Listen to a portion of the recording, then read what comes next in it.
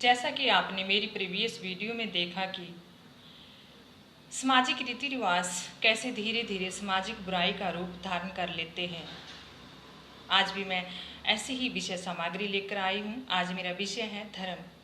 सबसे पहले तो धर्म को हम परिभाषित करते हैं।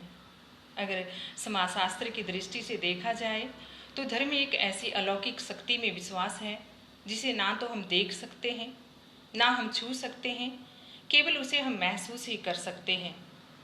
अगर हम इसे स्पिरिचुअल वे से डिफाइंड करते हैं तो धर्म एक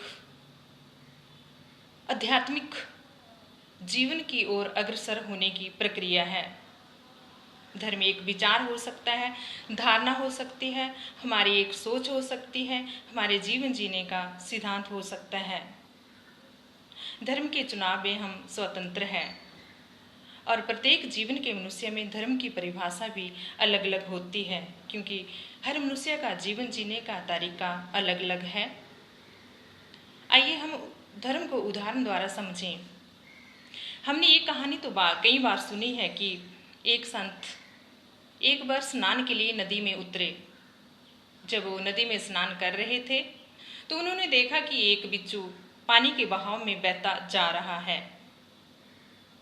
उन्होंने बिच्छू को बचाने के प्रयत्न बार बार किया। जब वो बिच्छू को बचाने का प्रयत्न कर रहे थे तो बिच्छू बार बार उन्हें काट रहा था, परंतु अंतिम में संत महाराज बिच्छू को पानी से बाहर निकालने में सफल हो गए। एक शिष्य नदी के बाहर खड़ा था जो ये प्रक्रिया को देख रहा था। उसने संत से पूछा, अर्थात अपने गुरु से पूछा, गुरुदेव आप बिच्छू को बाहर निकालने का प्रयत्न कर रहे थे परंतु बिच्छू बार बार आपको काट रहा था। तो संत ने बताया कि अगर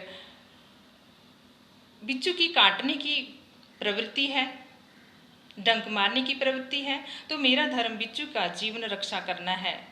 अर्थात धर्म को यहाँ भी क्लियर कर दिया कि धर्म प्रवृत्ति नहीं हो सकती, क्योंकि प्रवृत्ति निम्न स्तर की हो सकती है, गलत हो सकती है, परंतु धर्म जो है एक सर्वश्रेष्ठ धारणा है, सर्वश्रेष्ठ विचार है, सोच है।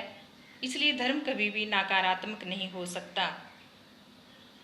धर्म सकारात्मक ही होगा, पवित्र ही होगा। अगर हम दूसरा उदाहरण लेते हैं तो जैसे मैंने श्री कृष्ण को अपने जीवन का आदर्श माना है।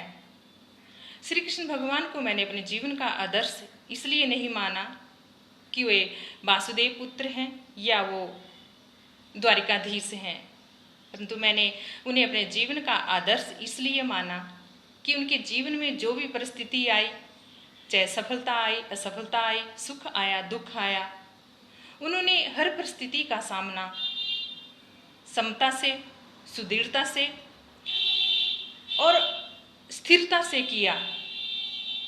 वे किसी भी परिस्थिति में विचलित नहीं हुए। इसलिए धर्म एक शक्तिशाली विचार है, सिद्धांत है, धारणा है, जो हमें भी शक्तिशाली बनने की प्रेरणा देता है। अगर हम धर्म को देखें तो संसार में 7 प्रकार के धर्म पाए जाते हैं, परंतु अब इनकी छोटी छोटी ब्रांचेस और भी निकल गई हैं।